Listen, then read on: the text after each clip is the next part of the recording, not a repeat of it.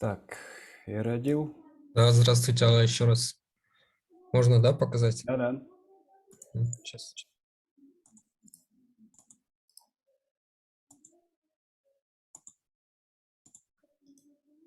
Так, что-то не работает. Так, разрешение. Сейчас дам.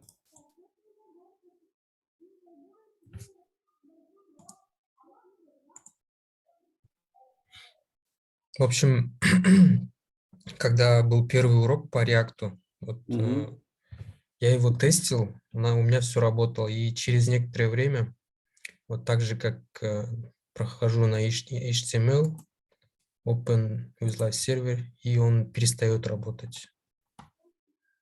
Не выходит, ничего не отображается. Несмотря на то, что я здесь вот ничего не менял, Давайте вспомним, как работает сборка реакта.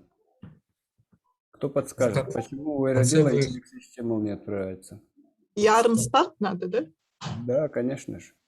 Вот я Вручную ее ничего не запускаем. только что хотел сказать, вот Yarn Start я тоже нажимаю, но тут говорит, что этот package.json отсутствует или еще что-то. Так. Мне кажется, это не тот пакет, или это какой урок? Это второй. Yarn есть? Да, Yarn есть. До этого я здесь же, в этой же директории пользовался Yarn. Так, смотрите, в терминале висит путь в lesson 02, а вы открыли папку компонент. То есть у вас проект называется компонент. Нужно в терминале пройти до папки компонент, зайти туда и потом запускать Yarn стартом. Так, lesson, все это находится в этом, в папке lesson. Естественно, в папке lesson 2 нету package.json. Package.json находится внутри проекта, который называется компонент. А в терминале висит путь lesson 02. Нужно дальше пройти. Какую команду нужно написать, чтобы открыть папку? CD Компонент.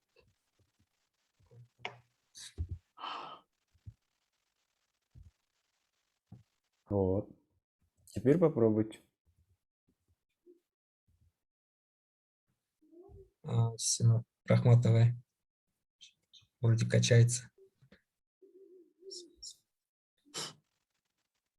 40. Все, я суть понял. Спасибо. Угу.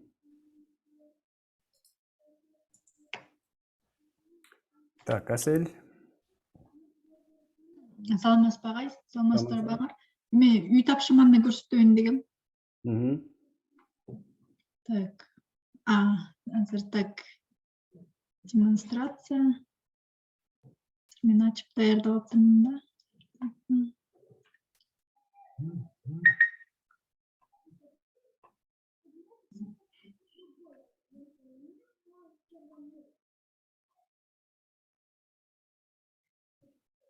Так.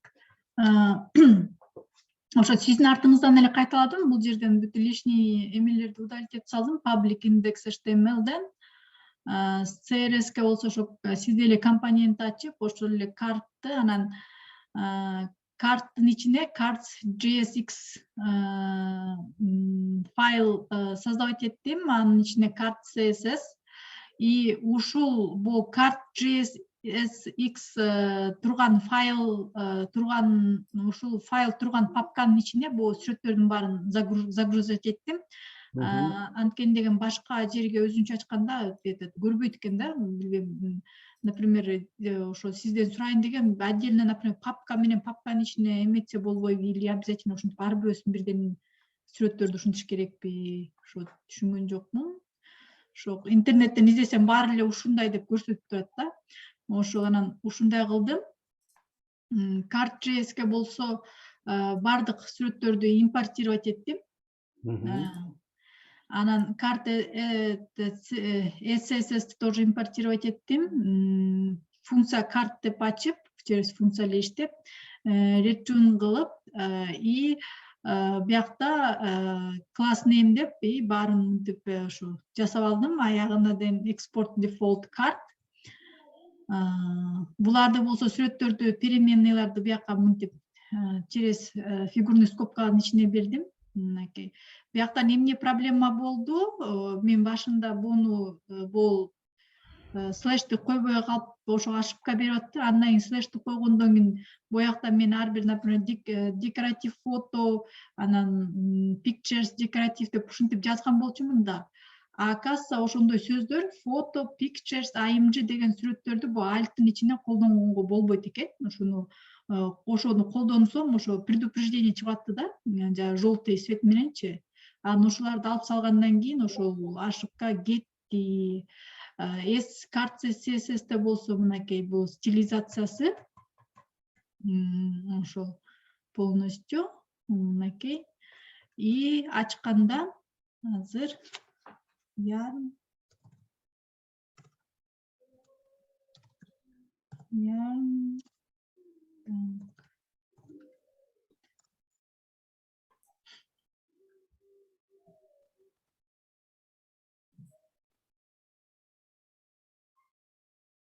аябай компьютерим кыйнап атат. Аябай кичинекей эле ушул немеге катып калып атат. Оперативка аз. Оперативка канча гигабайт компьютерде? Оперативка Core i да, Intel Core i. Короче, Айдананын видеосун карап самый низкийин алганмын да. Жок, ай эмес, эмесинчи оперативный память. Процессорго айкен, берки памятич оперативный. Оперативный памяти 127 болуш керек или 128, ну ушундай. Жок, 128 болушу мүмкүн эмес, берки оперативка. Ну ладно, китептерин карап издеп таап 4 гигабайт болсо ушинтиши мүмкүн, аябай эле компьютер зависать этиши мүмкүн. Ошолорду карап көрөйүнчү. Негизи 8 гигабайттан өйдөрөөк жакшыраак болот да. Ага, понятно. Ошол мынакей мынтип чыкты, мындай болуп. Ошол анан командабыз менен ошо бүгүн көчөгүнү сүйлөшкөнбүз, ар бирөөбүз карап чыгалык видеону деп. Анан жана кечки саат 7-лерде жолугушуп, ошо ар ким кайсыл эмеге жеткенин көрсөттү, ошо кыздар, балдар. Анан мен бүтүрүптүрмүн, ошо мен кандай, кайсы жерде ошибкалар болду, кайсы жерден кандай колдонсо болот деп, ошону обсуждать эттик полностью. Ошо кандай эметилди деп. Ошо анан ар бирөөбүз өзүбүз ошо түшүнүш үчүн ар бирөөсү ошо кайра өздөрү ошо кылып чыкмай болду. Ошол. Жакшы, менде код боюнча суроо бар. Карт ачсаңыз компонент. Бул жерде фоновый изображениялардагы импорт болуптур. Эмне себептен импорт кылдыңар? Аларды через img койдум да мен. Эмнеге? Мен ушундай түшүндүм. Или через CSS аркылуу коюш керек беле? img деген тегти генерация кылып атпайсызбы? Декоративный жөнөкөй эле сүрөткө img деген контентный сүрөттү генерация кылып атасыздар. Бул жерге img деп бэкграунд сүрөттөрдү эч кандай импорт кылуу кереги жок. Бул жерге импорт болот Victor дегенден сүрөттү. Башка сүрөттөр импорт болбошу керек. Калган баары бэкграунд сүрөттөр. Аны бэкграунд сүрөттөрдү анда CSS менен эле коюшуң керек экен да? Обычный CSS менен. Анда значит ар бирөөсүнө деген монда өзүнчө эле блок берип туруп эле ушул блокко эле эме коет экенмин да. Фоновый изображение обычный эле. Все понятно, түшүндүм. Так, жакшы, бирок жакшы, молодцы. Компонент просто кичинекей блок болуп калган болуп калыптыр. Себеби негизи фоновый изображение общий app.js-ке же болбосо тег body'ге берилиш керек болчу да. Артында жана градиент, эки кружочек болуп турбайбы уголдарында, ошол экилер. Кайсы буларбы? Ошол экилер. Ошол экилер app.js-ке же болбосо тег body'ге. То есть страница полностью фон менен, анан ичинде карточка генерация болуш керек да. Азыр силердики бурчка эле туруп калды карточка. Калган пустой областтын баары эме калып калды да. Белый болуп чакырып. Мен түшүнгөнүм боюнча бул артында турган эме полностью бир экран делиш керек же. Жок, ал карточка, ал фонду уже эмеден компоненттен алып салса болот да. Ал как общий бир блокко тиешелүү фон, а компонент өзү мореги карточка болуш керек да. Мен түшүнгөнүм боюнча бул значит деген бул артында турган неме деген биз муну отдельно бул app.js деген бияка жасап алып, аны деген CSS менен стилизовать этип алып, app CSS менен. Анан ушунун ичине бул ичиндеги карточканы генерировать этишибиз керек экен да. Ооба. Түшүндүм теперь. Рахмат. Жакшы, бирок ишиңер жакшы, молодцы. Рахмат. Так, Бакдөлөт. Саламатсызбы, угулуп атам. Ооба, угулуп атат. Азыр результатты көргөзчүмүн.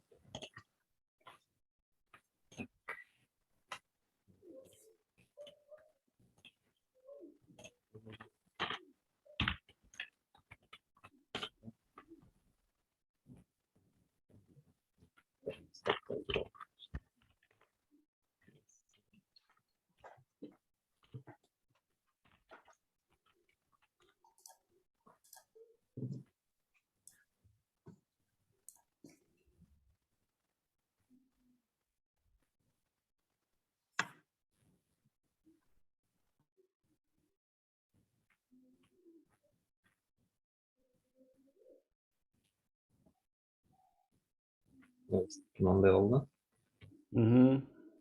Жакта мен дагы асел жүздөй алып эме коюп салыптырмын да. Сүрөттөрдү карабайсыз, кругтар ары бери кыймылдап калды. Кече ойлонуп турдум да. Могу эмелерде карточка бул өзүнчө папка бөлүп койгом, ар бир цифраларда, могу Кыргызстан, имяда эмелер бар да. Логика бар да, мини логика. Кең биринчи индекске рендер кылып, app'ты эме кылганбыз, импорт кылганбыз. Компонент карт деген папкада. И карт буну ошо жасап келдим. И биринчи app'ке киребиз. Бул app'тен бул жака да ошо мен сүрөттөрдү импортировать этип, анан биринчи эме кылгам мен деле. Баарын ошо бир app деген папкага жазгам да. Анан кийин кайра интернеттен көрүп калып, бөлүп койсо болот экен деп ошону текшерип көрөйүн деп. Бул карт, бул да өзүнчө импорт болгон эме, функция да. Бул жакта SCSS. И ошол компонент карттын ичинде карт аватар деген бар да. Ошол карт аватардын ичинде карточканын данныйлары да. Жакта бул Виктордун сүрөтү эме болгон, импорт. Жакта CSS, и бул жакта логика да. Бул жакта бир кайра кайтып келебиз. Картта эмени биринчи алып келет, ошо контейнер. Андан кийин враппер деп бул ошо карточка полностью да. Бул контейнер ошо центрировать эткенге ачып алганбыз да. И бул div class pattern деп ошолга сиз айткандай бэкграунд берилген да. Кругтар, четтери, border radius болсун деп. И бул карт аватар деген бул ошо сүрөт. И андан кийин бул жак title кетет. Title wrapper деп бул дагы ошо биринчи карт title деп ишин биринчи аты, анан экинчи аты жазылган да. Ошол жака переменный берилген да. User info деп бул объект, и ошонун ичиндеги ключ user first name, last name деп моголар берилген. First name, last name. Бул жакта өзгөрүп кетет.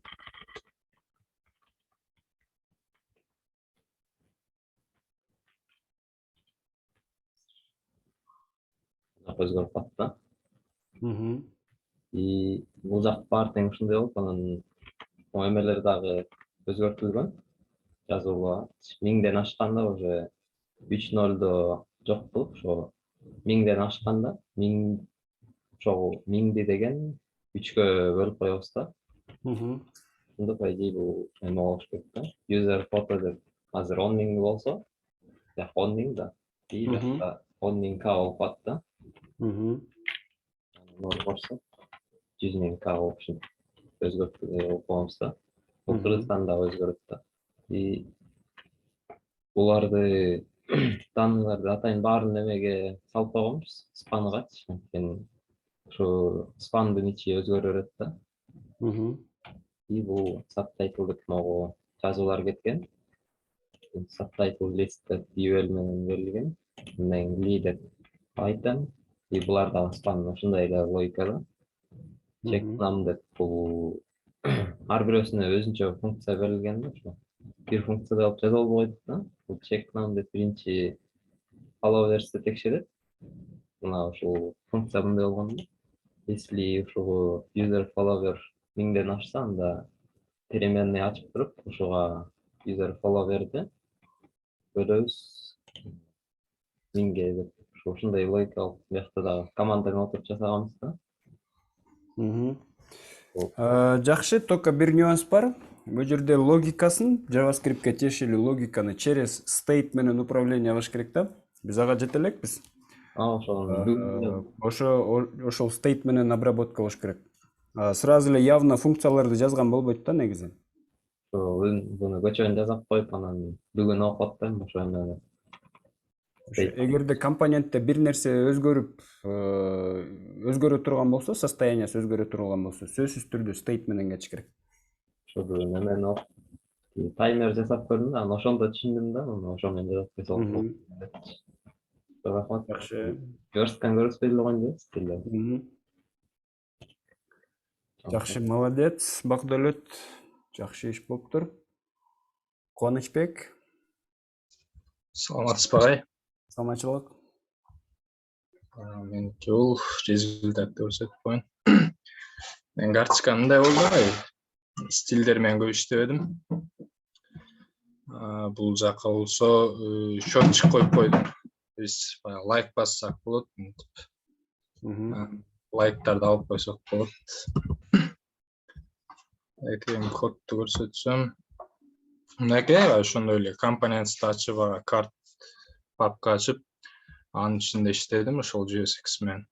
Бул жерде ушул мына функцияларды use state менен бердим. Жанагы счётчиктерди. Бул жакта ушул бул стили бир аз.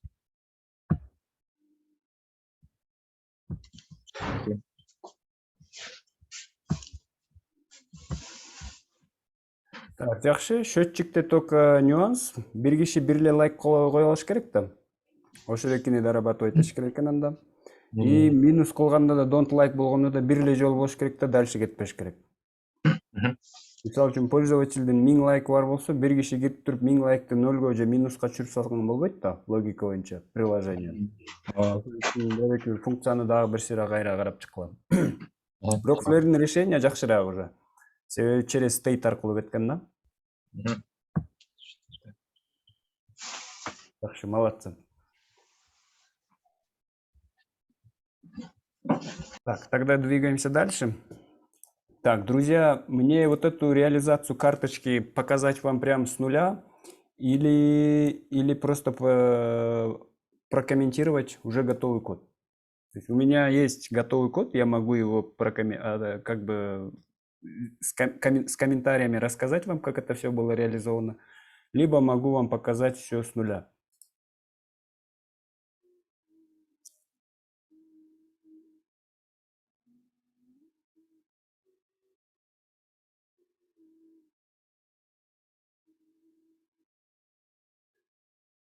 Так, с нуля.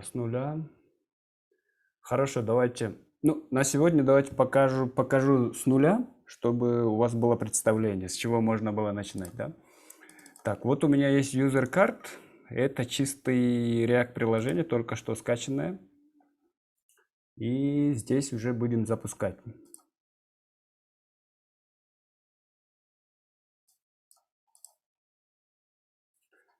Запустим приложение.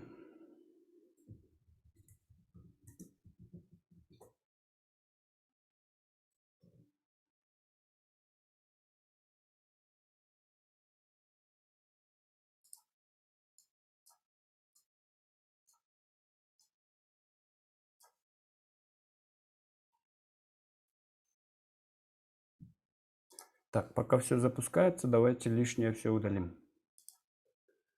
Тест.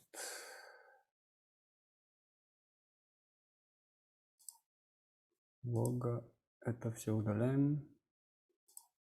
Так.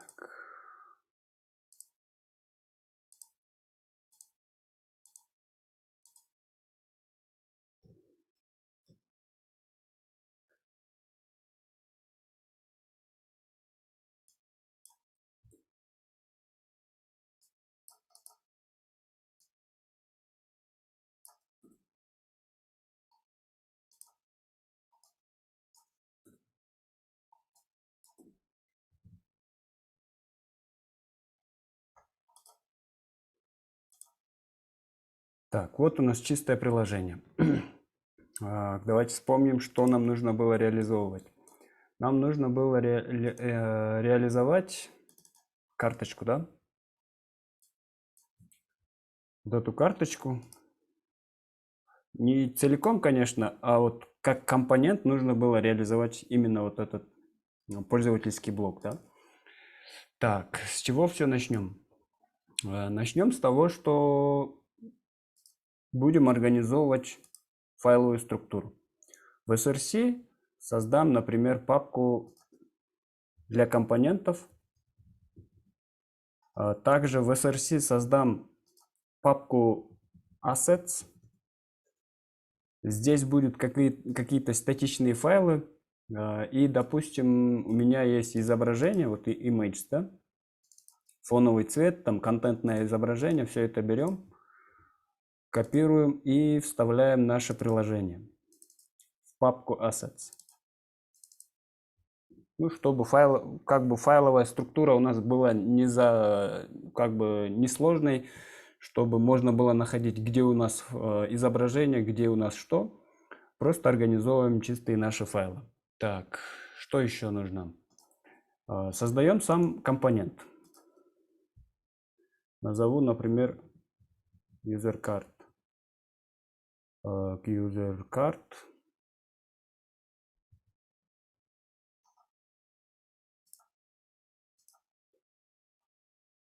Давайте через camel case. Так, внутри userCard создаю сам компонент. usercard.jsx. И здесь же создам, например, файл usercard.scss. Я уже подключил все вот эти модули по компиляции SCSS, да, Node.SAS и SAS Loader. Так, и начнем описывать нашу логику. Так, что будет у нас в компоненте? Для начала сделаем импорт самого файла, да? Самого файла стилей. Импорт — это у нас текущая папка. Файл называется usercard.scss.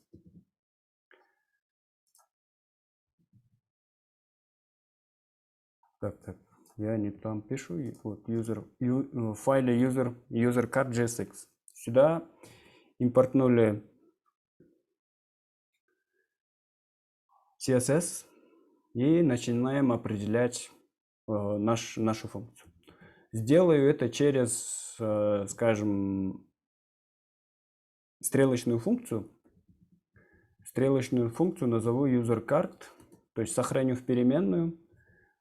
И эта функция у нас будет генерировать некий контент, то есть возвращать некий контент, верстку. Что нам нужно? Мне нужен div, обертка, да, для карточки. Назову его, например, userCard. Внутри создам блок. Еще один блок, допустим, с классом userCard info. Внутри будет изображение, и это изображение нам понадобится, поэтому надо его импортнуть. Назову user.img from. Так, 2 уровня выше поднимаемся. И изображения лежат в папке assets, дальше images. И Это файл был image victor.jpg. Так, и в src мы сюда подставим вот эту переменную. Это у нас user_image. Так, атрибут, например, напишем, что это Виктор. Так, после изображения у меня будет еще одна обертка, которую назову, например, user_card user. В эту обертку я положу, допустим, h3 с классом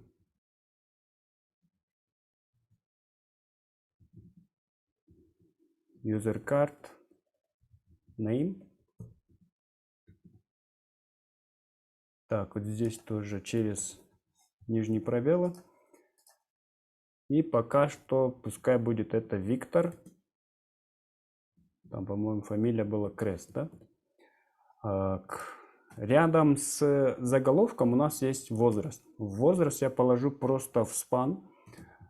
Задам класс name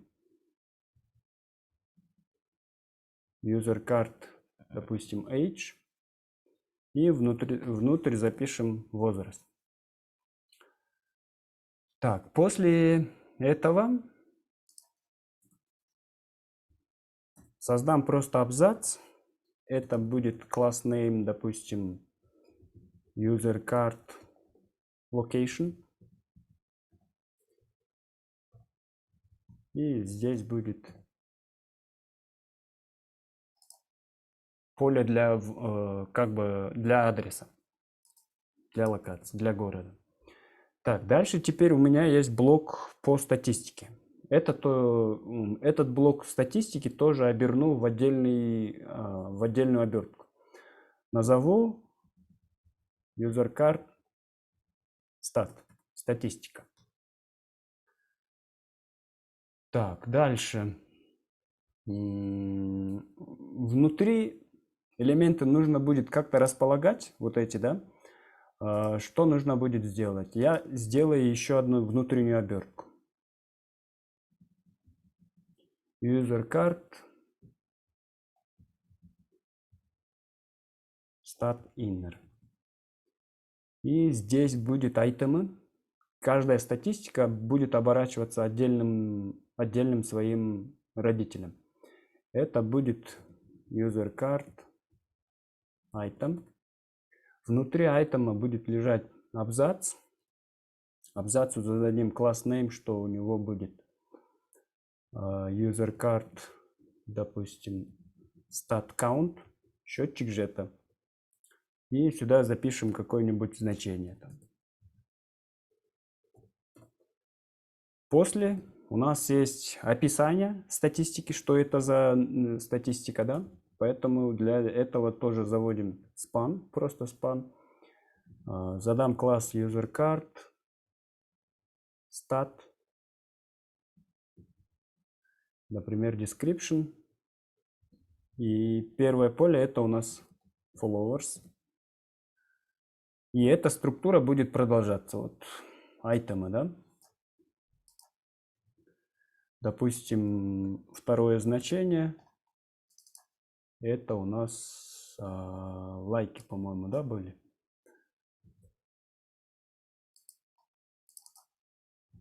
Likes. Еще одно поле.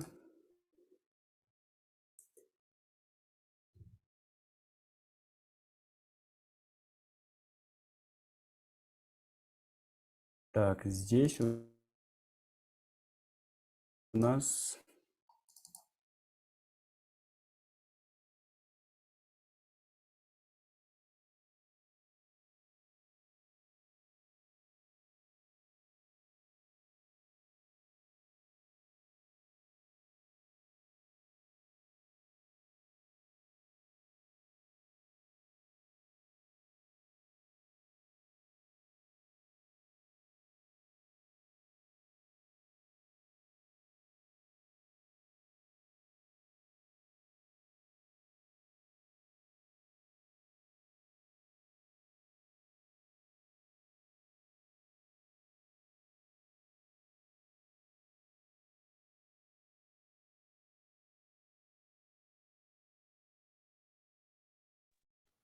Агай өчүп калдыбы? Менин компьютерим өчүп калдыбы?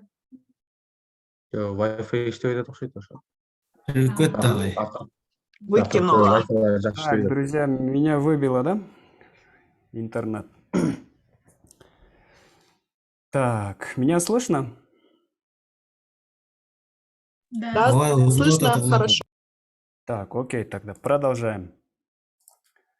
Так, что-то случилось с интернетом. Вы здесь все поняли, да, по разметке? То есть сейчас верстка, можно сказать, завершена.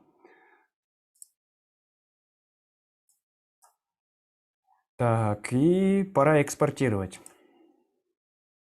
Экспортируем наш компонент. Экспорт по дефолту мы экспортируем user-card. И попробуем вызвать этот компонент в нашем главном app.js. Импорт. Мы назвали это user-card, from user-card. И вызываем наш компонент.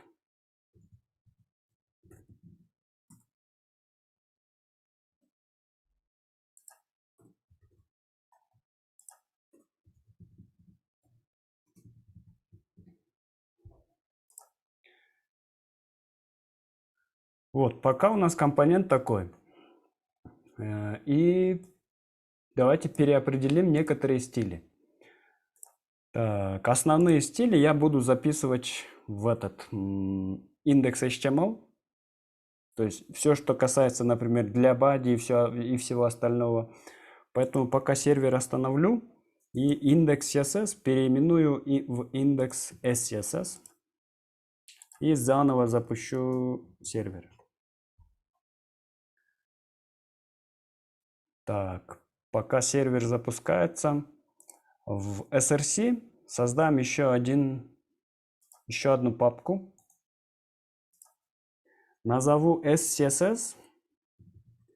Сюда я планирую, например, сохранять какие-то глобальные файлы, да, типа миксина, если будут миксины, переменные, да. Поэтому SCSS я кладу, допустим, файл для vars. И сейчас, наверное, я не буду тратить время на переписывание всех переменных. Возьму их, просто сюда вставлю. То есть все цвета, которые были в этом, как бы в стайл-гайде, я их просто взял, переименовал в переменные и сюда их закидываю. Так, по поводу шрифта. Давайте я скопирую тоже шрифт и вставлю.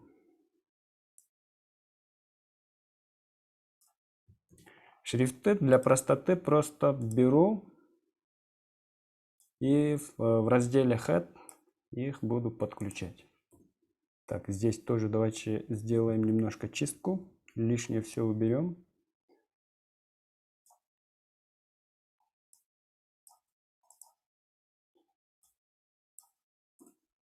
Чтобы не засорять код. Вот, шрифты вставляю. Так, и модуль index.html index.js ругается, что не может найти индекс CSS. Мы переименуем на SCSS. Так, теперь все ошибки пропали. И какие будут глобальные стили? Глобальные стили чисто в файле index.scss. Открываю index.scss, все стираю. Ну, стили, наверное, вы поймете, я их просто быстренько буду сюда копировать. То есть сюда сделал импорт переменных, если они вдруг понадобятся, да. Базовые стили. Для body задаю вот эти фоновые изображения. Смотрите, фоновые изображения, они как просто, ну, как обычный CSS, да, background image, в папке лежат assets, images и там вот эти кружочки фоновые. И вот теперь кружочки слева, кружочки справа, background фон прописался, ничего лишнего. То есть здесь просто через background position left топом все это двигаем. по умолчанию вот эти изображения, они разнесутся, поэтому я как бы чуть-чуть уменьшил им масштаб. Левый верхний будет 50%, правый нижний будет 60%. Вот эти круги получаются. Ну, я старался, чтобы по максимуму попасть под этот дизайн. Вот. Теперь сами стили для, скажем, AppCSS. Чтобы центрировать все, я в WebCSS возьму и пропишу вот такие стили. Так, только я переименую этот файл. Так, пока остановлю сервер. Не с большой буквы, а с маленькой буквы напишу. И WebJS буду импортировать вот файл, который с нижнего регистра.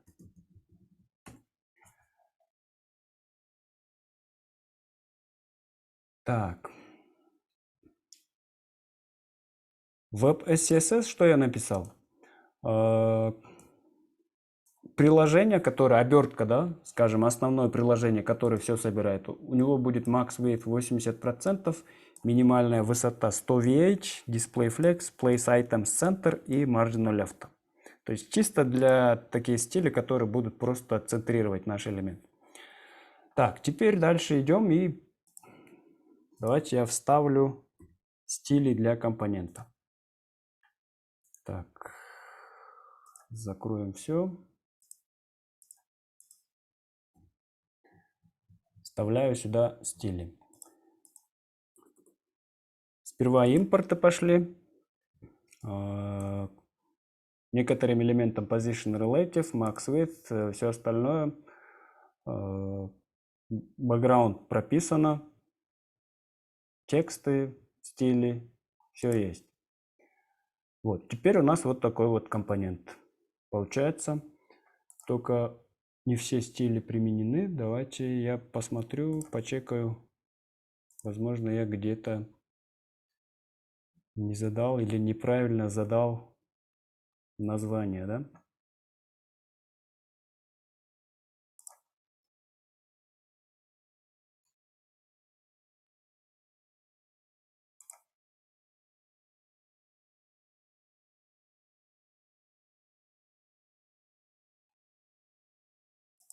Так, быстренько все проверим.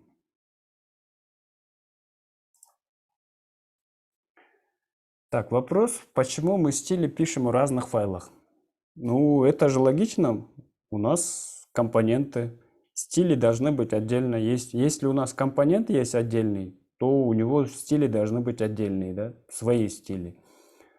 Поэтому лучше всего вот такой подход, да? Когда у каждого компонента будет свои стили. Индекс CSS, получается, это чисто глобальные общие вообще стили, которые относятся к вот этому индексу, да? Или можно сказать вообще даже к HTML, да, относятся. App это получается, у нас есть компонент app.js. Это главный у нас компонент, который все собирает, все внутри себя собирает, поэтому у него тоже должны быть какие-то стили, поэтому здесь в корне они лежат рядом. И, остальное, SCSS это чисто утилитарный такой, можно сказать, это папка, где я буду, допустим, хранить переменные, миксины, там, медиа выражения, может быть, еще какие-то сбросы, может быть, чисто такие общие, которые ничего не затрагивают, да? То есть вот эти файлы, которые лежат в SCSS, они просто будут импортироваться как утилитарные вещи, и все.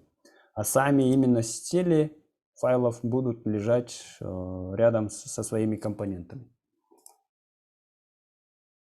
Так, индекс HTML, он пустой абсолютно, здесь ничего нет. Подключили просто вот через link. Папка assets. Это assets, и внутри лежат images. То есть вот у меня root, как бы root всего проекта, src, assets, открываю, внутри лежит image. И все изображения находятся здесь. Так, компоненты, вот user card, есть user card CSS.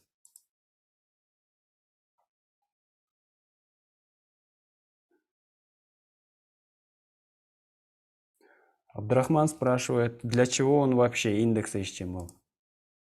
Вот я удаляю индекс HTML, браузеру неоткуда взять файл. Вот, то есть, когда файл будет здесь лежать, да, точнее, когда вот это приложение уйдет на сервер, на deploy, да, когда мы его положим в сервер, на сервер придет запрос: открой мне страницу, например, hello, да, сайт hello. И сервер что ответит? Он стандартным способом отправит браузеру пользователя индекс HTML. Браузер пользователя, он увидит как бы этот индекс HTML, но потом, когда мы уже будем делать, допустим, билд проекта, в этот HTML еще будут вставлены вот эти скрипты. То есть сюда будут автоматически подключены скрипты, и приложение заработает, да, заработает. То есть индекс HTML скачался, потом браузер скачивает вот эти бандлы, JavaScript бандлы, и приложение начнет работать. Так. Вот. Так, некоторые стили у нас не применились. Я вот это все хотел проверить. Так, EMG, получается, у этого EMG я не прописал класс. У EMG будет класс, например, user-card EMG.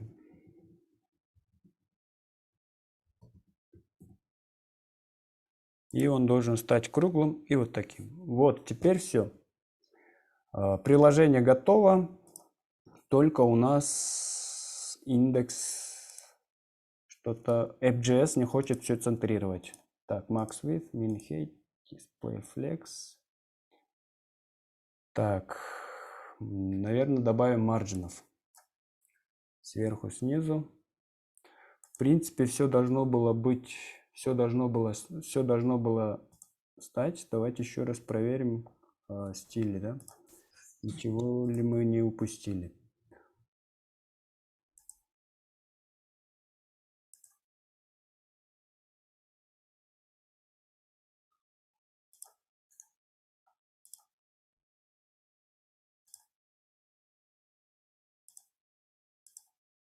У нас класс не заработал, потому что там стоит с большой буквы. Так, мы его переименуем в маленький app. И вот, теперь карточки будут прямо по центру всегда. Понятна ли вот эта разработка карточки? Да, агай, а можно вопрос? Бизде анан ошо вот Виктордун сүрөтүндөй толтура сүрөттөр болсо, ар бир сүрөттү мы должны ошентип импортировать этип чыгышыбыз керекпи? Да. Но смотрите, смысла сейчас, вот я импортирую сейчас просто для теста. Но мы их не будем импортировать, изображения сюда должны будут попадать динамически. Как раз таки мы сейчас про этот динамический вывод контента будем рассматривать. То есть мы не будем вот это все импортировать, это чисто сейчас для теста. На самом деле сюда будет попадать данные из базы данных, да, тот же самый, например, это может быть JSON, это может быть еще что-то, поэтому здесь все, вот этот весь контент, который я сейчас прописывал руками, там имя, возраст, там локация и все остальное, это чисто жестко закодированные вещи. На самом деле все должно быть динамически, исходя из того, что мы получим из базы данных. Вот получается. И как раз таки мы сейчас к этому и подходим. Вот. А можно вопрос, да? Да. Ну, вот на карточке, на самой карточке, вот голубенький фон, он, вы, оказывается, через before и after, да, вставили? Background. Стили? Да, в стилях. Стили, смотрите. Да, вот BG паттерн. То есть у нас есть user card. Мы user карду задаем псевдоэлемент. Он будет шириной 100%, высотой, например, 30% от карточки. И ему задали background image, z-индекс чуть уменьшили, поскольку я собираюсь вот это изображение поднять вверх через отрицательный маржин, минусовым маржином, да, потому что у него есть границы там и все остальное. Ну, скажем, чуть сложноватая такая карточка получается. Поэтому вот сама карточка Position Relative, Max Width, там ширина, там Place Items, центр и все остальное. Overflow Hidden, чтобы вот здесь изображение, как бы фон и все остальное, как бы маленькие декоративные элементы просто будут углами торчать, поэтому Overflow Hidden. И у него будет псевдоэлемент абсолютный, там, как бы положение, и background image задали вот этот паттерн, вот эти кружочки. И дальше получается, вот у нас есть блок info, да, общая обертка всего пользователя. То есть внутренняя часть, да, вот, user card info.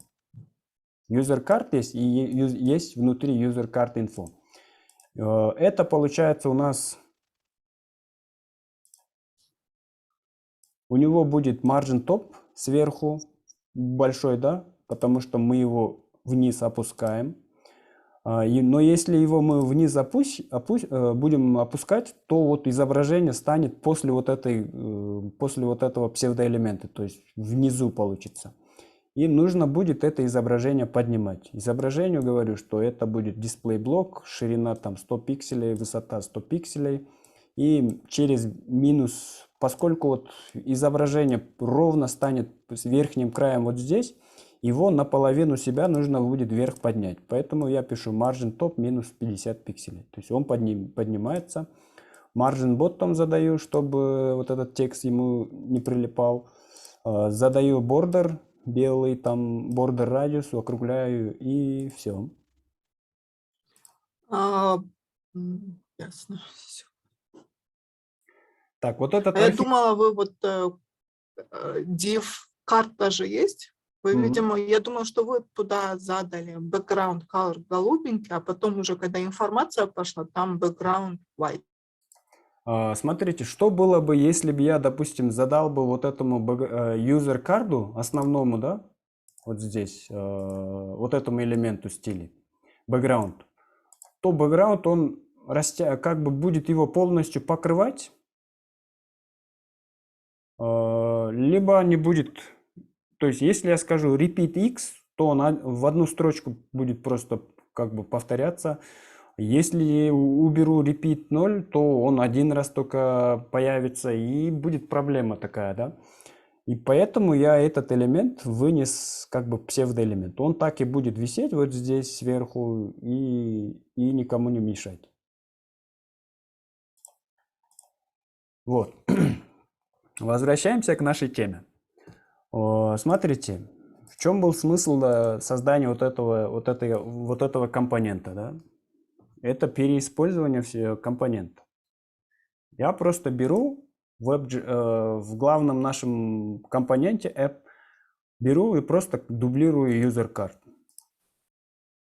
У меня появляется вторая карточка. Там дублирую третью карточку. Хочу 3 карточки, вот они 3 карточки. Ну, чуть-чуть здесь надо еще в стиле подправить, да, добавить маржинов. Но в этом не суть. То есть получается, сейчас я отрендерил 3 карточки всего лишь одной строчкой кода, да. Ну, как быть теперь с вот этими данными?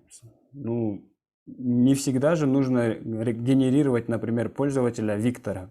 Там пускай будет Вася, пускай будет Петя, там еще Маша, да. Вот. И им нужно передавать вот эти динамические данные.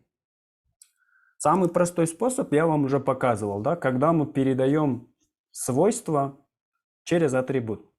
Вот скажем, у меня вот есть первая карточка, пускай это будет, скажем, username, пускай также остается Виктор Крест. А скажем, следующий юзер у нас будет там Вася.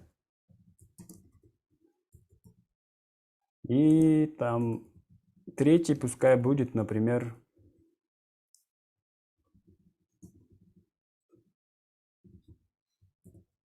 Петя. Вот. Сейчас ничего не изменится. Я как бы просто передал компоненту некое свойство, которое означает, что это будет там имя пользователя, да? Но если мы как бы компоненту что-то передаем, значит их нужно где-то принять. А принять их нужно в самом компоненте. В самом компоненте мы принимаем это в как бы функции как параметр. То есть параметры обычно называют React-программисты пропсы, как бы свойства, да? И скажем, этот объект, параметры, свойства, называют просто props. Ну, это просто объект, скажем. Это чисто реактовская такая штука, да, которая знает, что если компоненту что-то передано в WebJS, да, в главном компоненте, неважно, где он вызывается, главное, как будто бы через атрибут передали какие-то свойства. И React об этом знает, и вся информация, все данные по свойствам, они записываются, так скажем, в объект props. И получается, дальше мы можем взять и как бы внутри уже компонента можем обращаться к этому объекту и где-то уже выводить динамические данные. То есть сейчас я передал только, например, имя пользователя. Хочу их вывести вместо жестко закодированной строки там Виктор Крест, я сюда уже подставлю динамические данные. Вспоминаем JSX синтаксис, да, если у нас что-то должно, как бы, если мы хотим использовать JavaScript выражение, то мы это оборачиваем усами, и здесь обращаюсь к объекту props, и у него есть ключ. Это ключ, который я прописал в виде атрибута, да, вот здесь. Это получается username. То есть у объекта props будет ключ, который будет называться username. Мы его здесь приняли. И смотрите, теперь уже компоненты рендерятся, но у них разные данные. То есть сейчас просто как бы я принял, как бы передал имя, они здесь меняются. Точно так же я могу, допустим, вызывать компонент, сюда передать, например, возраст. Скажу, что это будет user_age. И пускай, например, первый элемент принимает, там, скажем, 20. Второй компонент принимает, например, 40. И третьему компоненту передаем, например, 18. Их тоже где-то нужно принять, а принимаем это там, где это выводится, да? Это у нас спан. Внутри спана мы сюда подставляем как бы ключ объекта props, который называется user_age. Все, теперь смотрим. У каждого теперь свой возраст, свое имя, и мы этот список дальше можем продолжать и продолжать. Да? То есть дома от вас задача, попробуйте передать все вот эти данные через параметр. Ну и дальше я не вижу смысла показывать, да, как все это передать. И вот здесь вместо закодированных жестких строк выводить уже данные из полученных пропсов. Вот. Я думаю, я вам показал, да, что будет, если будет нескольких пропсов. То есть вы их просто передаете, перечисляете. Вот. Получается, самый первый способ передачи в компонент какой-то данные, это вот передать пропсы, свойства. Ну, как бы, как атрибут, можно сказать. Но также можно пропсам, не то что пропсам, а компоненту вообще можно передавать компанию как бы контент. Вот. Поскольку компоненты, они являются таким JSX элементом и типа как бы тегами, что я могу сделать? Допустим, скажем, что первый юзер у нас админ. И нужно вынести какое-то сообщение, что он админ. Вот здесь, например, внизу, да. Я могу это передать через, также, например, из админ, какое-нибудь там свойство, да?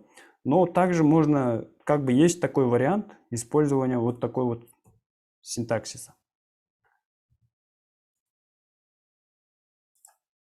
Вот смотрите, теперь у меня user card не просто вот такой одиночный тег, а он как бы полноценный типа тег, который внутри может содержать там какую-то информацию. Скажем, что он админ, и слово админ давайте попробуем вывести в каком-нибудь h5, в теге h5. И скажем, там большими буквами напишем, что это админ.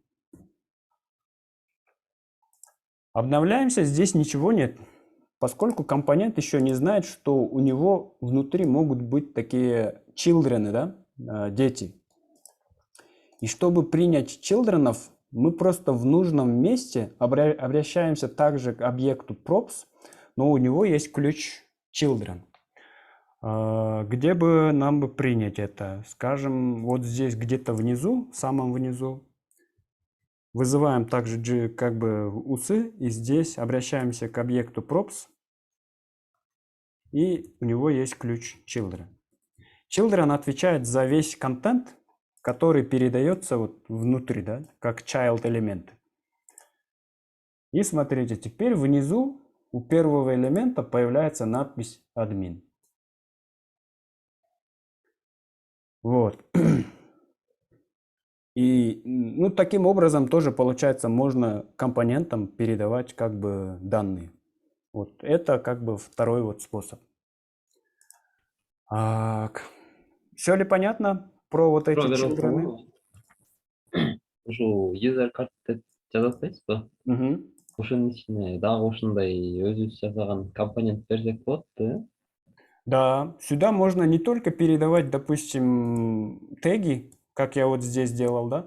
Если будет какой-то компонент, его тоже можно сюда, как бы сперва его импортируем, потом можем сюда, здесь где-то, как бы его тоже вызывать, использовать. Вот. То есть получается, если не только один тег, скажем, абзац, да.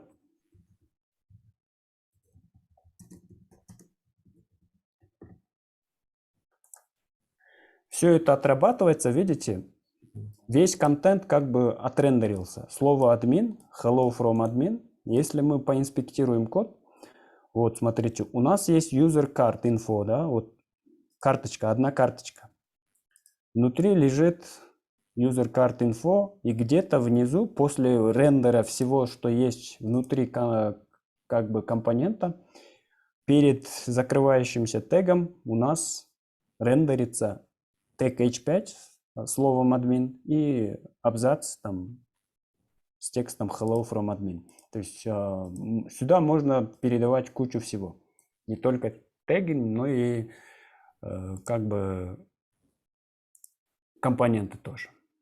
Вот это был второй способ. Так. Теперь давайте я все вот это лишнее уберу. Мы не подразумеваем, что сюда что-то будем передавать. И вот смотрите. Как бы вроде бы все отлично. Мы такими всего лишь 3 строчками кода получили такой динамический контент, да? Скажем, можно их использовать. Там, хочу еще раз сделал дубликат, все, компоненты рендерятся, все красиво, и мы счастливы. Но это тоже как бы не самый лучший подход. В чем здесь вот плохого вот в этом коде? Дубликация. Мы до сих пор еще не избавились от дубликата, как бы от копирования кода. И как же быть? Как вы думаете, что мне нужно сделать, чтобы вот эти элементы отрендерились?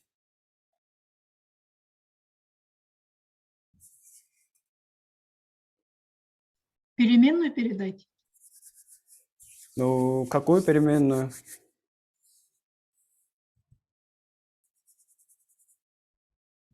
Функция анонимная. Нет, не подойдет. Еще кто как думает? Вот у вас стоит задача. Нужно вынести три компонента трех пользователей. Что бы А вы через сделали? for можно? Все верно. Через цикл получается. Через цикл, но не только через for, а через уже готовые такие функции JavaScript, типа map. Да? Вот. Смотрите теперь.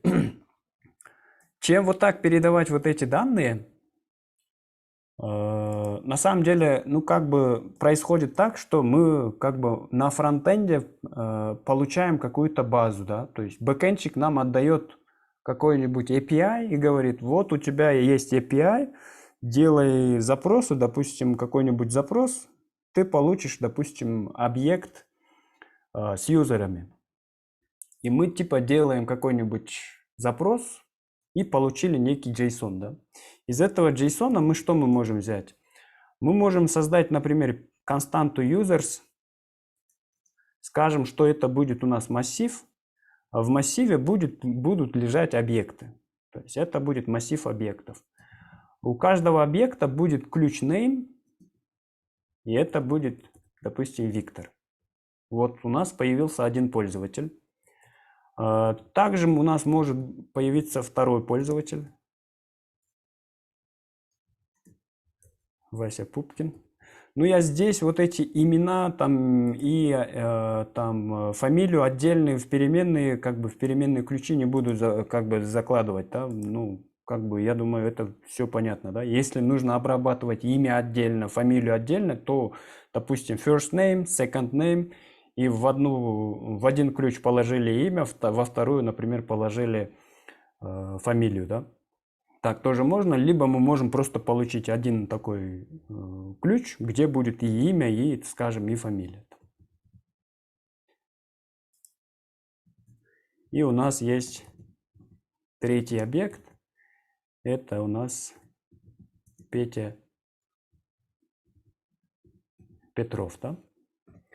Вот, мы базу получили, и вместо того, чтобы вот 3 раза как бы его выводить, вообще что мы можем сделать? Мы когда будем как бы использовать наши вот эти все штуки, компоненты, да, мы можем также обратиться, например, по индексу. То есть сюда не передавать текст username, да, а, скажем, уже использовать выражение. Вот у нас есть константа users. Так, да, вообще лучше вот этот я могу взять и внутрь нашего компонента вставить. Вот, получается, до return, да, return у нас возвращает разметку, а вот мы получили базу данных, скажем, и у нас есть users. Мы из users, например, обращаемся к первому элементу и оттуда вытаскиваем ключ name. И вот у нас Виктор Крест, да, первый элемент получается. Если мы здесь что-то изменим, мы получим динамический вывод. И точно так же, допустим, вот у нас, скажем, есть ключ H, и пускай первому пользователю будет 20, этому, допустим, 40, этому будет 18. И здесь их мы тоже, получается, можем принять. Users. Обращаемся, например, к первому элементу. У первого элемента забираем ключ H. Вот. Здесь пока ничего не меняется, но если мы попробуем что-то поменять, вот, динамика как бы меняется, да? Ну, по сути дела, получается, сейчас я вручную добираюсь до элемента, да? Ну, будет логичнее обработать это все каким-нибудь итеративным методом, типа, ну, вообще можно циклами, но зачем нам цикл, когда у нас есть из нативного JavaScript, в нативном JavaScript есть метод map, да, который может, скажем, мутировать, да, массив, который ему мы передали. Вот. И как раз таки мы вот этим методом map мы сейчас будем пользоваться. Оставляю пока только user-card1, поскольку мне нужно будет генерировать только один шаблон, а потом все данные будут как бы передаваться динамически, да. И поскольку я здесь теперь хочу уже использовать именно JavaScript-овые функции, там, методы и так далее, также открываем усы. И здесь мы будем уже итерироваться. Мы берем наш массив, это у нас users, применяем ему метод map. Как мы помним, метод map вызывает некую функцию, которая будет обрабатывать при каждой, то есть для каждого элемента массива метод map будет вызывать функцию, которую мы ему скажем, да, вот, которую мы ему укажем. Это будет у меня анонимная функция, которая будет просто брать каждый элемент, например, я назову user, да, каждый раз при итерации сюда будет попадать один user. И для одного юзера вот эта анонимная функция будет возвращать нам компонент. Вот этот. Теперь я отсюда его вырезаю и вставляю сюда. То есть вот получается мы итерируемся. Первый раз берем первого элемента. И теперь уже не нужно обращаться к вот этим как бы объектам через массиву через вот индексы, да? Что мы можем просто сделать? Текущий пользователь, у него забираем ключ H. Это ключ name. Текущий пользователь, у него забираем ключ H. Смотрим теперь. И все заработало. Видите, ничего не изменилось. Если мы поменяем, допустим, данные,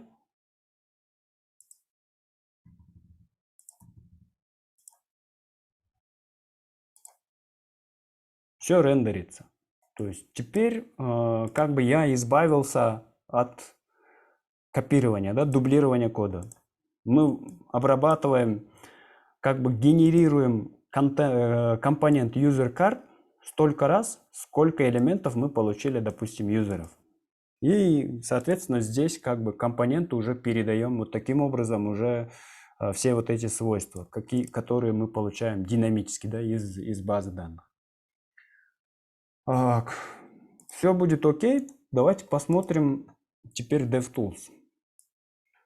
Вот. Когда мы генерируем какой-то контент динамический через итеративный метод, да, через циклы, там, через чего-то, допустим, вот здесь у нас отрабатывать цикл, автоматически выводим вот эти user-карты.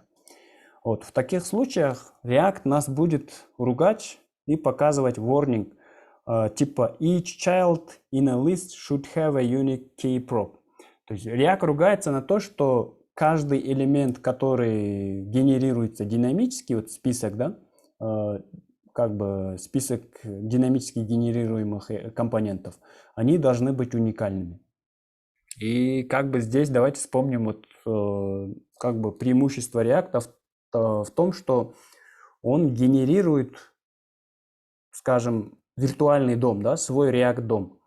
Поскольку в разработке и рендере страницы самое затратное получается это отрисовка, перерисовка дом элементов. Чисто JavaScript-овый метод получается, вот, что-то изменилось, браузер полностью все просчитывает, строит дом, каждому применяет стили и так далее, и так далее. А у нас, допустим, в данном случае дом, если мы бы это писали бы чисто нативным JavaScript, то дом у нас бы отрисовался бы, отрендерился бы 3 раза.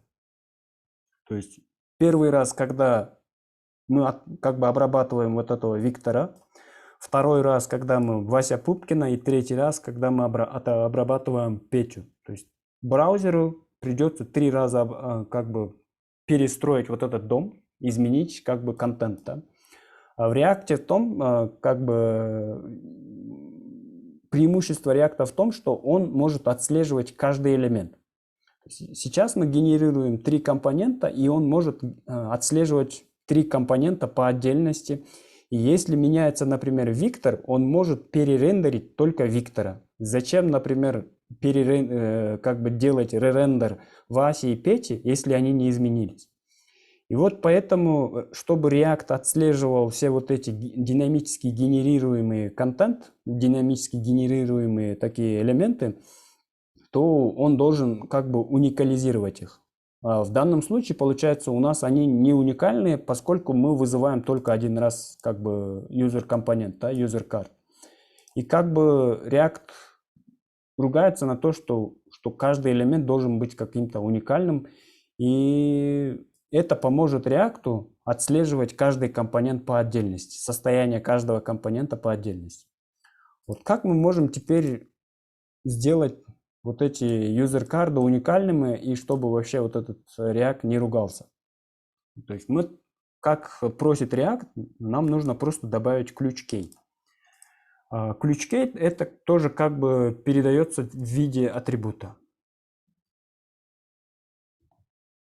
И что мы сюда можем передать? Сюда вообще мы можем передать также выражение. Если кто помнит, в методе map, когда мы вызываем какую-то функцию, то эта функция будет возвращать нам каждый элемент, который попадает на итерацию, также и его индекс, да, который у него есть как бы в массиве. То есть если это будет Виктор, то у него будет индекс 0.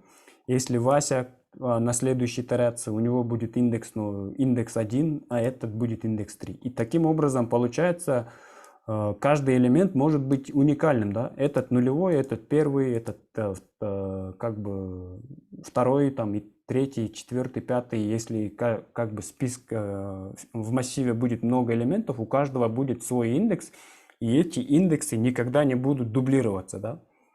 Как бы за это отвечает JavaScript. Да? Поэтому в анонимную функцию как бы мы забираем еще и ключ, например, индекс. Сокращенно назову это IDX. Ну, обычно так принято. Вот. Мы берем IDX и отдаем это свойству key. Идем на страницу, обновимся. Все, теперь React уже не ругается. Теперь React понимает, что это уникальный нулевой user card. Это первый user card, то есть у него тоже как бы есть уникальная цифра и так далее. И таким образом, получается, мы можем уникализировать всякие наши динамически генерируемые компоненты. Бывает так, что, допустим, где-то еще может быть такие компоненты, и тогда что можно сделать? Здесь вообще, в принципе, можно также передать IDX и, допустим, IDX прибавим, сконкатинируем user_age. Тогда вообще уникальность просто будет расти, да, то есть мы вообще как бы повышаем шанс, что у нас как бы элементы прям абсолютно будут уникальными. То есть если будет еще какие-то компоненты типа индексами 0, там 1, 2 и 3, то вообще, чтобы они были уникальными, мы, получается, у нас берется индекс, и ему как бы дописывается user_age. То есть 0.1 Виктор, там 0.2 Вася, и элементы вообще будут всякими, скажем, уникальными. Ну, плюс еще где-то вы можете еще встретить вот такую нотацию, когда сюда просто добавляют еще и символ. Да? Сперва идет, например, индекс, потом нижнее подчеркивание и потом уже имя. В DOM-дереве вот этот ключ никоим образом не рендерится, то есть оно не видно здесь. Видите, user card, но у него нету ключа вот этого key. Это чисто для React, для внутренней работы React. Вот таким образом, получается, мы передаем ключ key. Это только для тех элементов, которые мы обрабатываем через массив, через итеративные методы. Вот. У меня на сегодня все, наверное. Да. Есть ли вопросы по вот этим контенту, который мы сегодня прошли? По пропсам, по тому, как мы вот здесь все это обработали?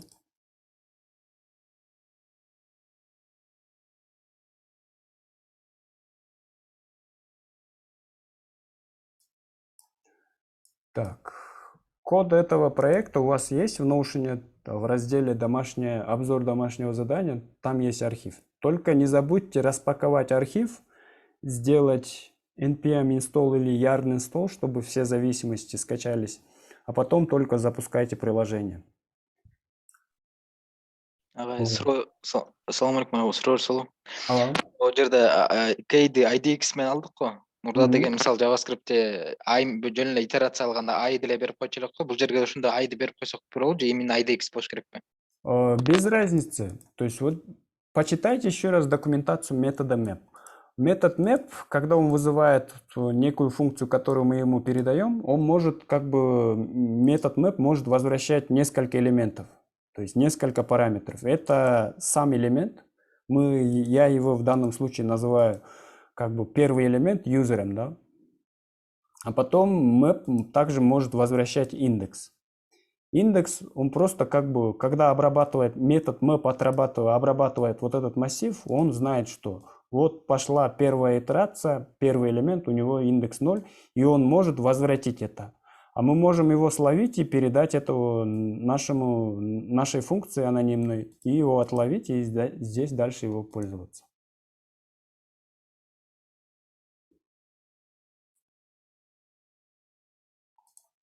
И вот здесь не пытайтесь, друзья, сразу скажу, обработать вот это все обычным массивом.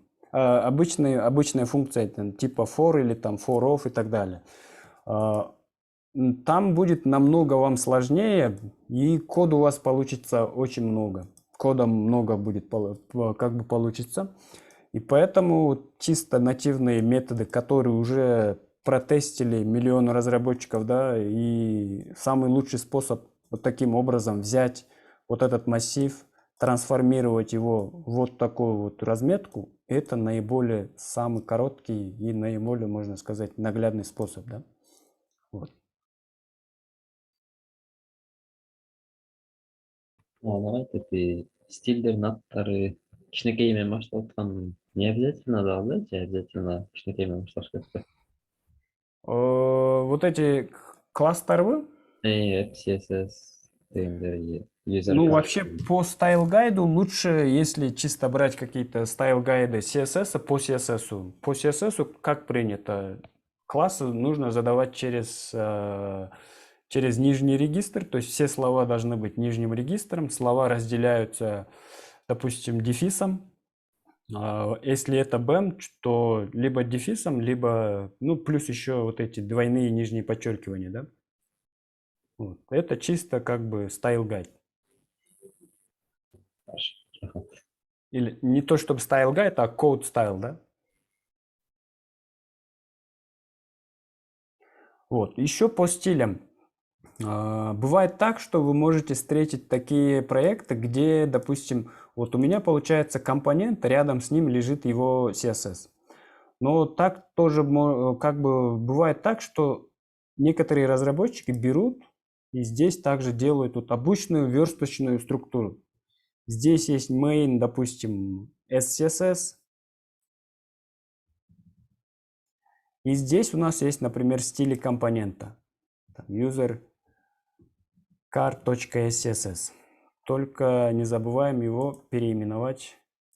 Нижняя черточка user card SCSS, да? А потом берут main SCSS и начинают сюда его импортировать, все вот эти файлы. То есть обычная такая схема верстки.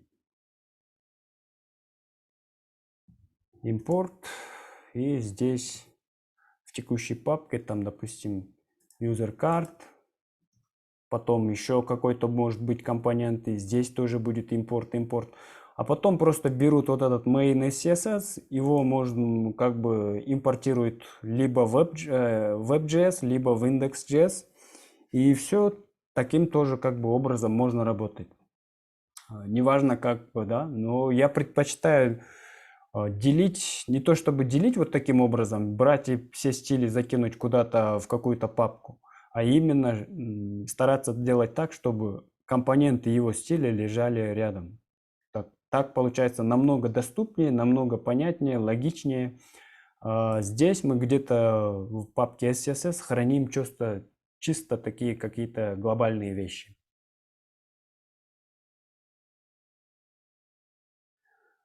Так, и давайте посмотрим, что у вас за домашка, что вы должны сделать дома.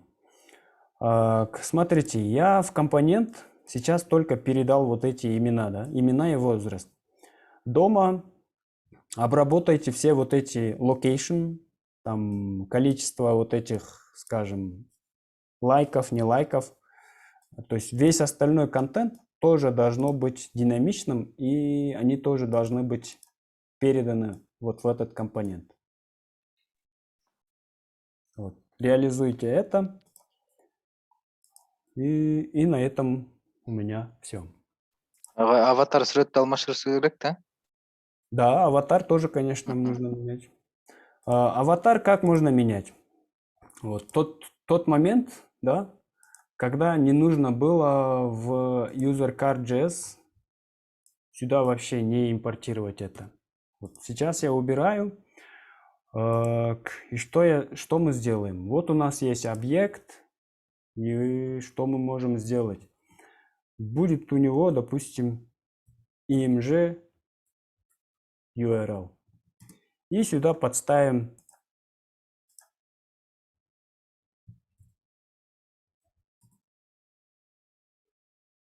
какого-нибудь человека. Так.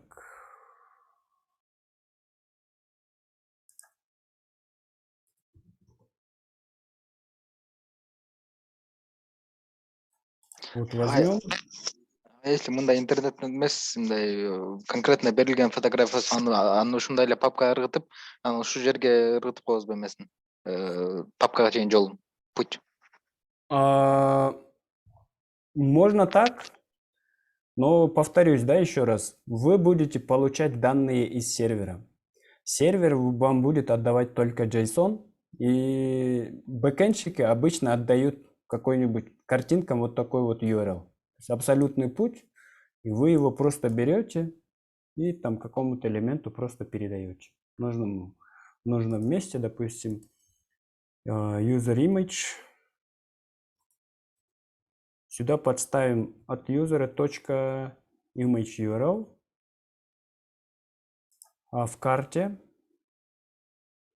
так, где у нас изображение? Вот, изображение.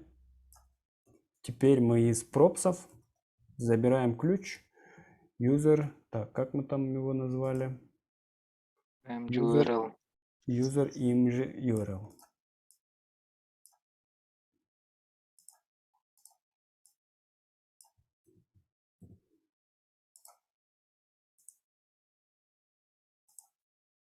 Так.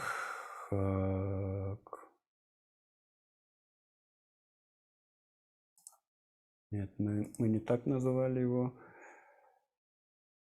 User image.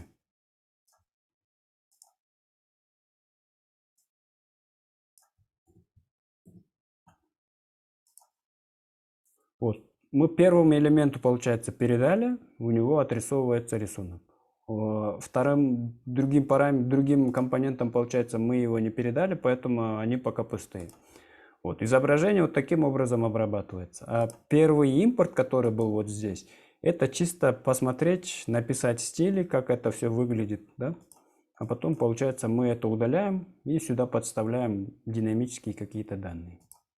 То есть сервер всегда будет отвечать каким-нибудь JSON, где мы делаем запрос, и изображением, файлом и всем остальным обычно мы будем вот таким образом, как бы элементы мы будем вот таким образом получать.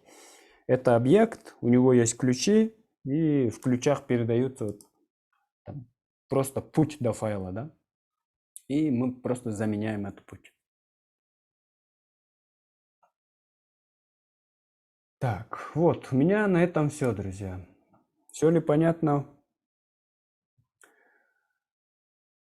Так, по записям, друзья, записи я не обрабатываю, записи Ару выкладывает, Арушка. Ну, как только есть возможность, как только запись скачивается, так и все выкладывается.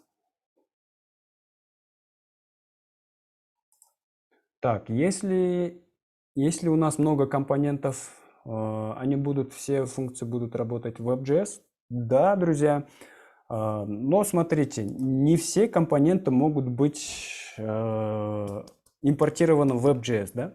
Допустим, у вас есть header, компонент header, общая шапка сайта. Header, большой header можно же еще и поделить на маленькие какие-то компоненты. Там, допустим, есть логотип, у вас может быть, допустим, отдельный компонент. И, допустим, в таком случае логотип будет импортироваться в header, а потом header будет импортироваться уже в WebJS. То есть вот такая логика получается. А в WebJS мы не будем импортировать логотип, потому что логотип уже вложен, да, получается, в header.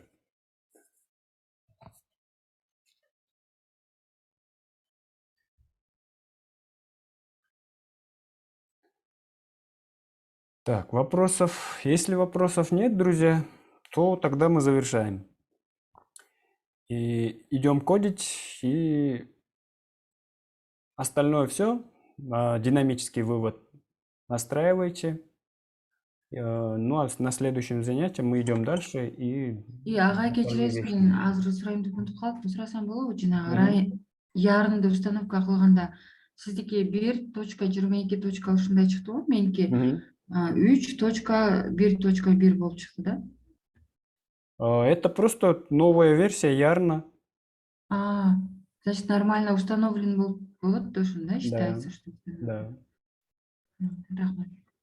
Ага, кечиресиз, бир суроо берсем го. Бул React разработчик ошондо HTML код жазбайбы, всегда менде React ичинде жазып коелу негизи. Ооба. Этот, мисалы, индекс HTML болсо всегда эле пустой болуп турат экен да? Ооба. Индекс HTML всегда пустой. И вот этот пустой индекс HTML, он будет вызывать проблемы. И как вы думаете, какая это может быть проблема?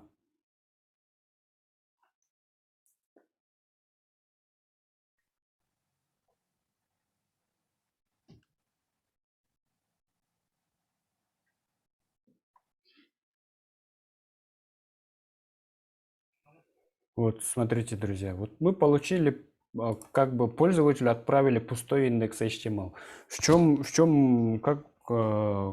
чем может быть проблема?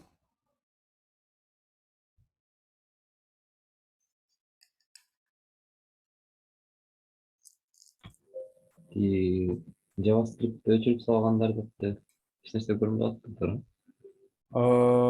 Да. Первая проблема, если пользователь прям такой крутой, что может взять в браузере, настройках покопавшись, отключить JavaScript, то он все вот эти React-приложения, не только React, а JavaScript-овые веб-приложения он не увидит.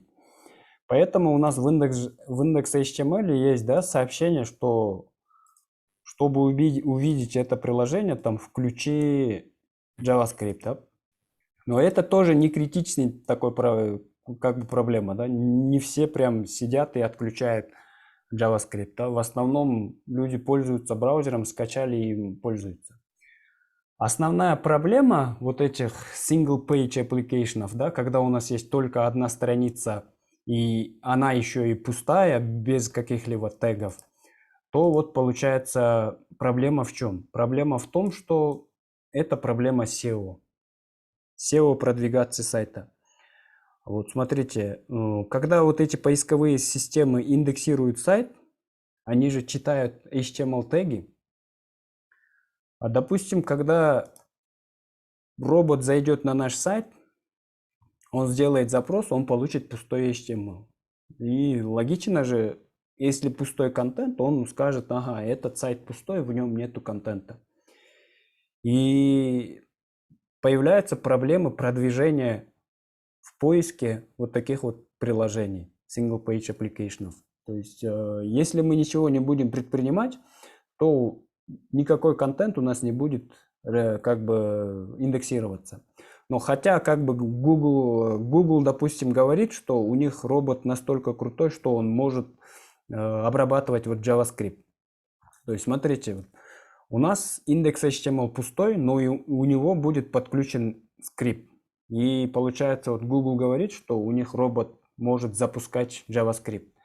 Но в таком случае тогда у нас, если JavaScript запустится, то поисковые системы могут получить как бы контент, да, из нашего приложения. Но это все-таки не гарантирует того, что у нас все будет отрендерено.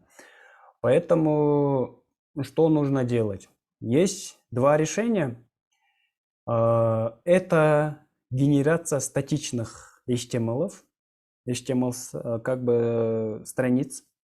То есть отдельные, допустим, библиотеки, которые называются типа Gatsby. Его используют очень часто в паре. Gatsby – это генератор, так скажем, библиотека, которая генерирует HTML. То есть он пользователю будет отдавать такой реальный HTML-дом. Либо есть еще одно решение, это термин SSR. SSR – это Server-Side Rendering.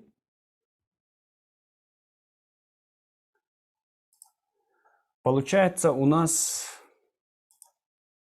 приложение у нас будет вот, ну, как бы мы пишем как бы код, подключаем еще одну дополнительную библиотеку или настраиваем сервер так, как бы бэкэнд так, что сервер будет как бы обрабатывать наше приложение, а потом уже будет выдавать окончательному пользователю, отправлять уже сгенерированный HTML. То есть в нашем случае, когда у нас React приложение запустилось, мы видим вот HTML. Здесь не видим как бы сам файл, да, но в DOM-дереве мы HTML видим. И сервер-сайд рендеринг получается вот на сервере генерируется вот такой вот HTML-дом, и этот HTML-дом уже будет отправляться как бы конечному пользователю. И такие как бы это как бы уже другое решение, да. Вот. Ну и вот, собственно, вот здесь видите, да, в индекс HTML мы никаких скриптов не подключали, а теперь React сюда подключает там bundle, там vendors, чанки и так далее, да.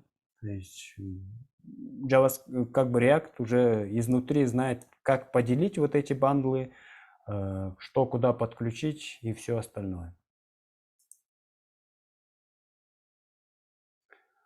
Вот, на этом, я думаю, теперь точно все.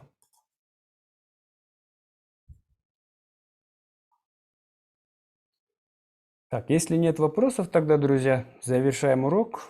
Всем приятных выходных. Всем пока. До следующей недели. Рахмат аға. Жақсы салыңыз. Рахмат.